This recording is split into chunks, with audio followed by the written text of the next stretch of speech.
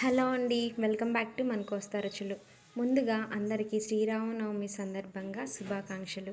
ఈ శుభ సందర్భంలో మేము శ్రీరామనవమి పండుగ మా ఇంట్లో ఎలా జరుపుకున్నామో మీకు చూపించబోతున్నాను. అలాగే అసలు మన అందరికీ ఈ శ్రీరామనవమి పండుగ ఎలా వచ్చింది అనేది కూడా నేను మీకు చెప్పబోతున్నాను.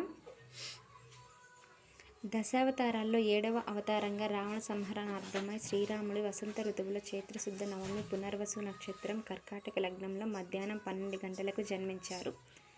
ప్రతి సంవత్సరం ఈ రోజునే శ్రీరామనవమి పండుగలా జరుపుకుంటాము. శ్రీరాముని జన్మదినమైన చైత్రశుద్ధ నవమి నాడు శ్రీరామనవమిగా పూజలు జరుపుకుంటాము. దేశవ్యాప్తంగా శ్రీరాముని పూజలు జరుపుతాయి. శ్రీరామనవమి రోజున వీధుల్లో పెద్ద పెద్ద తాటాకు పందిళ్లు వేసి శ్రీ సీతారామ కళ్యాణం చేయిస్తారు. శ్రీరాముడికి అరటిపండ్లంటే ప్రీతికరం. కొలిచేటప్పుడు అరటిపండ్లతో నివేదన తప్పనిసరిగా చేసుకోవాలి. ఇళ్లల్లో కూడా యథాశక్తిగా రాముని పూజించి వడపప్పు, పానకము నైవేద్యం చేసి అందరికీ పంచుతారు. అలానే ఉత్సవాల్లో భాగంగా అన్నదానం నిర్వహిస్తుంటారు. గ్రామాల్లో పేద ధనిక భేదాలు లేకుండా రాములవారి ప్రసాదంగా స్వీకరించడం పరిపాటి. శ్రీరామనవమి రోజున సీతారామ కళ్యాణం చేస్తే సకల శుభాలు చేకూరుతాయి, అష్టైశ్వర్యాలు చేకూరుతాయి. అయోధ్య రాజైన దశరథుడు, రాణి కౌసల్య జరిపిన పుత్రకామేష్టి యాగ ఫలితంగా కలిగిన సంతానం శ్రీరాముడు. దశావతారాల్లో శ్రీరామ అవతారం ఒకటి. శ్రీరామునికి జనన సమయంలో అప్పటికే రాక్షసుడైన రావణుడు భగవరాధకులను, మునులను, దేవతలను ముప్పతిప్పలు పెడుతూ లోకాలను అల్లకల్లోలం చేస్తున్నాడు. రావణ సంహారం చేసి ధర్మాన్ని రక్షించాడు.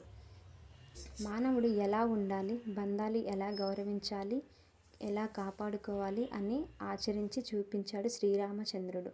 మనం శ్రీరామనవమి పండుగను భద్రాచలంలో ఏ రోజైతే చేస్తారో అదే రోజున అందరూ అన్ని ప్రాంతాల వారు జరుపుకుంటారు. శ్రీరామనవమి రోజున ఉదయం 6 గంటలకు నిద్రలేచి తలంటు స్నానం చేసి పసుపు రంగు దుస్తులను ధరించి పూజా మందిరమును శుభ్రంగా చేసుకోవాలి. పూజా మందిరము గడపకు పసుపు, కుంకుమ, ఇంటి ముందు రంగవల్లికలతో అలంకరించుకోవాలి. పూజకు ఉపయోగించే పటములను గంధము, కుంకుమ పెట్టి సిద్ధంగా ఉంచాలి. శ్రీ సీతారామ లక్ష్మణ భరత శత్రుఘ్నులతో కూడిన పటము లేదా శ్రీరాముని ప్రతిమను గాని పూజకు ఉపయోగించవచ్చు. పూజకు సన్నజాజి, తామర పువ్వులు, నైవేద్యానికి పానకము, వడపప్పు, కమలాకాయలు సిద్ధం చేసుకోవాలి. అలాగే పూజకు ముందు శ్రీరామ అష్టోత్తరము, శ్రీరామ రక్షా స్తోత్రము, శ్రీరామాష్టకము, శ్రీరామ సహస్రనామము, శ్రీమద్ రామాయణము వంటి స్తోత్రాలతో శ్రీరాముని స్తుతించాలి. ఇంకా శ్రీరామ పట్టాభిషేకము అనే అధ్యాయమును పారాయణము చేయడం ద్వారా శుభ ఫలితాలు చేకూరుతాయి.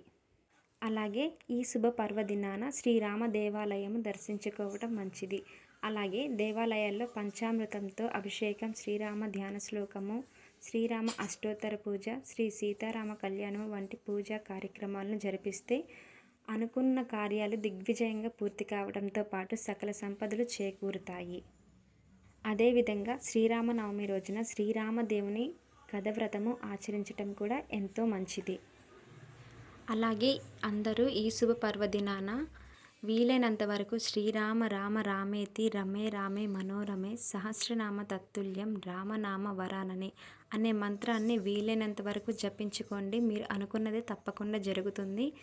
లేదు మాకింత మంత్రం రాదు అనుకుంటే 3 అక్షరాల పదం శ్రీరామ అనే పదాన్నైనా అనుకోండి. ఒకవేళ శ్రీ పలకని వాళ్ళు ఎవరైనా ఉంటే రామ అనే 2 అక్షరాలైనా అనుకుంటే చాలండి. మీరు అనుకున్నది తప్పకుండా నెరవేరుతుంది. ఈ వీడియో నచ్చితే లైక్ చేయండి, షేర్ చేయండి. మన కోస్తా రుచుల ఛానల్ని తప్పకుండా సబ్స్క్రైబ్ చేసుకోవటం మాత్రం మర్చిపోకండి. Thanks for watching.